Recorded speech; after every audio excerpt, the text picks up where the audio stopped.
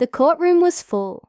People whispered, shuffled papers, and waited for the next case. The air felt heavy, as if something big was about to happen. At the defense table, a nervous teenage boy sat beside his mother. The boy's hands trembled. His eyes stayed on the floor. His mother held his hand tightly, praying in silence. Near the front, a young white lawyer named Brian Matthews leaned back in his chair. His suit was expensive, his hair perfect, his smile fake.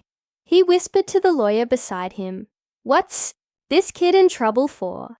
Stealing shoes or chewing gum?" The other lawyer chuckled.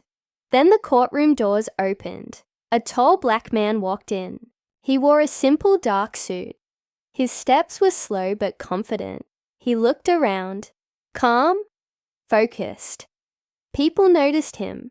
Some raised their eyebrows. Others smirked. Brian rolled his eyes. "Great," he said loud enough for others to hear. "Is that the defendant's big brother?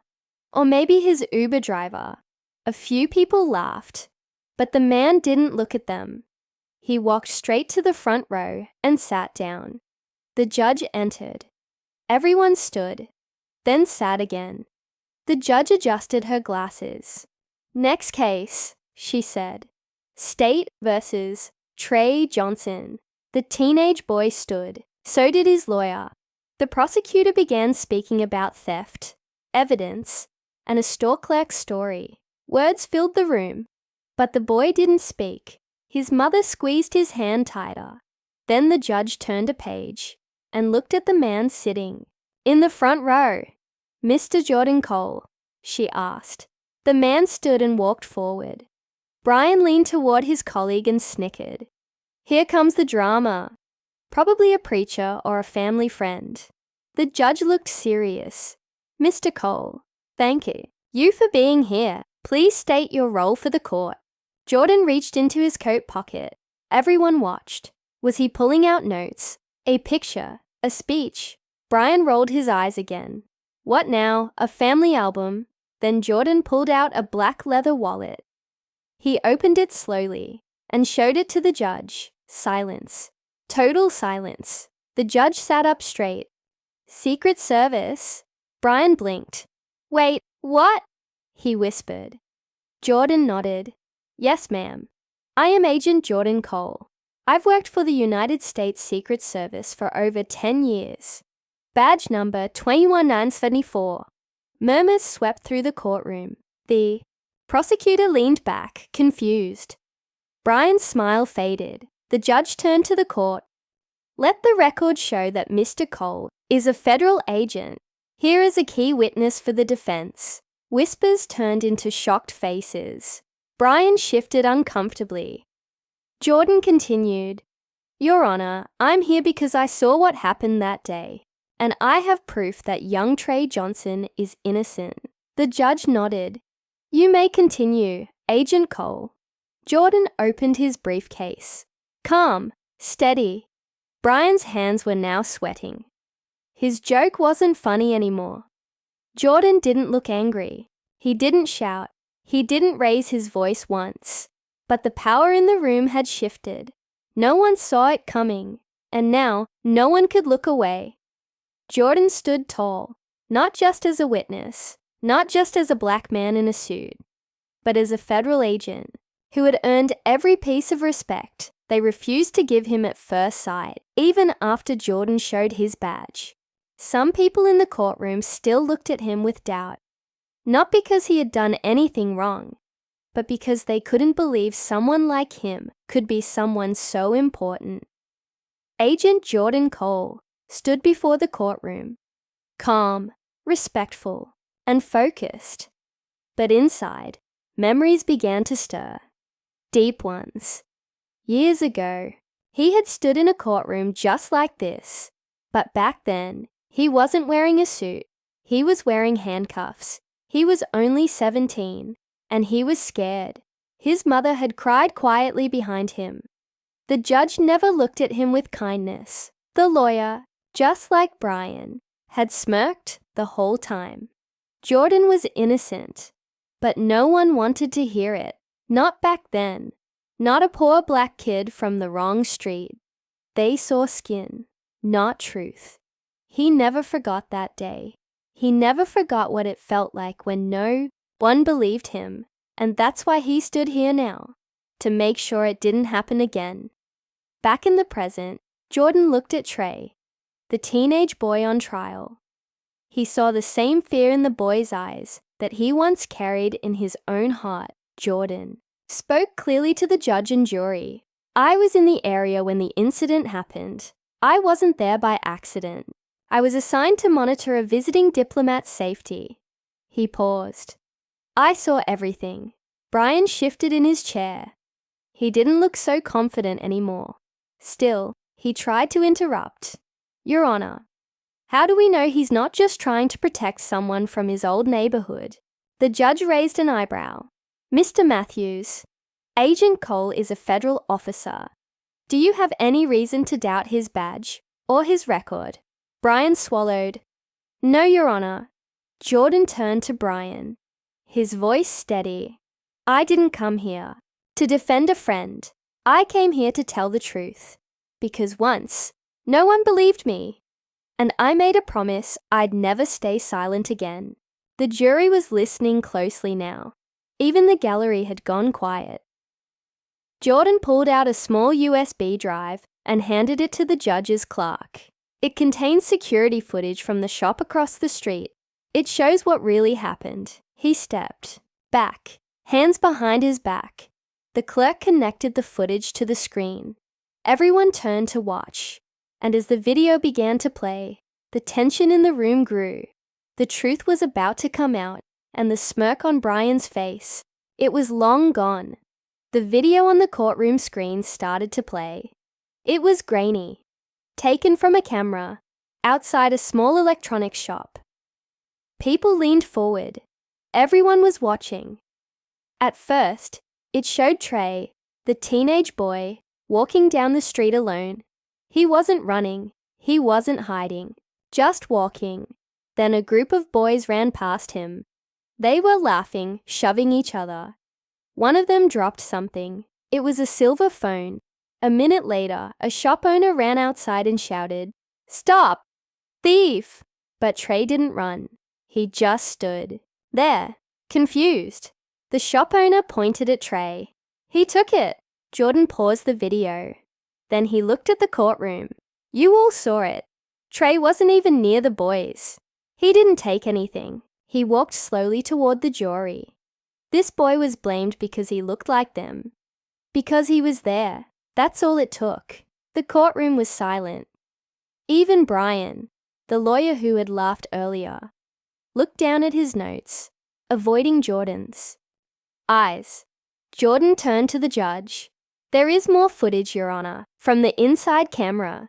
It shows the real thief. The one who dropped the phone. The judge nodded. Please continue, Agent Cole. The second video played. Clearer this time. A different boy, same age, but with a rich private school uniform, was shown slipping the phone into his jacket. Then he ran out. Trey walked in just after, looking for headphones. He never even touched the phone. The room was still. Jordan looked at Trey's mother. Her eyes filled with tears. Jordan had kept his promise. He had brought the truth. The judge leaned forward. Agent Cole, thank you. Your testimony and this evidence are crucial. Jordan nodded once. Then Brian stood up. He tried to smile, but it looked forced. Agent Cole, he said, you've had a long and successful career. But why this case? Why come? Here yourself. Jordan looked at him, calm and sure. Because when I was his age, he said, pointing gently toward Trey, I sat right where he's sitting, and no one like me stood up to help. He pulled out his ID again. Not just the badge, but a card signed by the president. This is who I am now. He placed it on the table for the jury to see. I earned this, every bit of it, and I'm using it to protect people like Trey, people no one else wants to believe. The room didn't move. not even a cough, because at that moment, Jordan wasn't just a witness. He was the most powerful person in the room. The courtroom was still quiet, but now it wasn't the silence of doubt. It was the silence of respect. The judge turned to Trey's lawyer. "Would you like to ask Agent Cole any questions?" The lawyer smiled gently. "No, Your Honor." His words spoke louder than any question I could ask. Jordan gave a small nod and turned to leave the witness stand. As he walked back to his seat, Trey looked at him with wide eyes. He had never seen anyone like Jordan before. Not in his neighborhood, not in his school, not in his world. After court paused for a short break, Trey's mother walked up to Jordan. Tears were already falling from her eyes. "Thank you," she whispered. "I prayed for someone, anyone, and then you walked in." Jordan's face softened. "You don't need to thank me. I made a promise." She looked confused. "To who?" He looked down for a moment. Then he said softly, "To my little brother, Years." Go. Jordan's little brother, Marcus, had been caught in a fight he didn't start. Just a kid, same age as Trey. Police dragged him to court. No lawyer cared. No one listened. He was sent away. No second chances. Jordan had cried the night Marcus left, and that night he had made a promise. "One day I'll wear the badge, and I'll come back, not just for you, but for every kid like you." Now, standing beside Trey, he knew that promise had finally meant something. Back in court, Jordan sat near the back. Brian Matthews, the defense attorney who had once laughed, now looked nervous. His case was falling apart. He stood and tried to speak. "Your Honor, even if Agent Cole saw something, memory isn't always perfect." The judge raised her hand. "Mr. Matthews, we have video evidence, and we have a federal agent's sworn testimony. I suggest you rethink your strategy." Brian sat down. Quickly, Trey's mother whispered again. "God sent you, didn't he?" Jordan didn't answer. He just smiled slightly. As the judge prepared to call the jury, people in the gallery leaned forward. Trey's eyes locked on Jordan's. For the first time since this nightmare began, the boy looked hopeful. And Jordan, he wasn't just a federal agent today. He was something more. A promise kept, a voice for the unheard, a shield for the forgotten. The courtroom filled again. Everyone took their seats. The judge looked serious. The jury had watched the videos. They had listened to Jordan's testimony. Now, it was time. The room felt heavy. Even breathing seemed loud. Trey sat beside his lawyer, his hands shaking just a little. His mother held her breath, gripping the edge of her seat. Jordan sat in the back, calm on the outside, but his heart was pounding. He had done all he could. Now, the rest was out of his hands. The judge turned to the jury. "Have you reached a decision?" The jury foreman stood. "Yes, Your Honor, we have." Silence. Trey closed his eyes. The foreman opened a folded paper. He looked at Trey, and then he spoke. "We find the defendant not guilty." The words echoed through the room. Trey's mother gasped, tears falling instantly. Trey sat frozen for a second. Then he broke down. He covered his face, crying. His lawyer put a hand on his shoulder. The courtroom, once cold and quiet, was now full of soft claps and quiet sighs of relief. Jordan didn't clap. He just smiled, a quiet, proud smile. Brian Matthews, the prosecutor, sat in silence, his face red, his case destroyed. He had laughed at the beginning. He wasn't laughing now. Jordan stood and walked over to Trey. He placed a hand on the boy's shoulder. "You're free now," Jordan said softly. "But remember, freedom is not the end. It's the beginning." Trey nodded, still crying. "I'll never forget what you did for me." Jordan's voice was calm. "Then promise me one thing." Trey looked up, Someday, when you see someone who's alone, you stand for them too. As Trey and his mother hugged, the judge spoke again. This courtroom is dismissed. The gavel hit the bench. But this wasn't just the end of a trial. It was the beginning of something bigger. Justice had been served, and a promise had been honored. The courtroom was empty now.